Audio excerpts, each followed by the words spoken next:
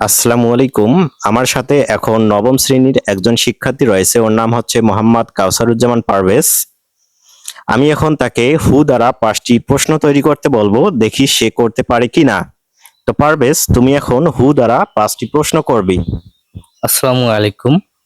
Who are you? Who are you মানে তুমি কে? খুব সুন্দর প্রশ্ন। এরপর who is your favourite teacher? Who is your favourite teacher? তোমার পছন্দের শিক্ষক কে? এরপর who is the prime minister? Who is the prime minister? এখানে প্রধানমন্ত্রী কে?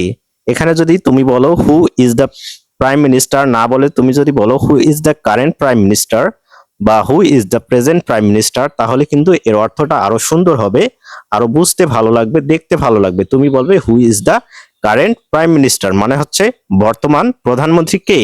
এরপর চতুর্থ প্রশ্ন, who do the work? Who do the work? এখানে আসলে হু ডু দ্য ওয়ার্কটা হচ্ছে ভুল, কারণ এখানে একটি গ্রামাটিক্যাল মিস্টেক রয়েছে।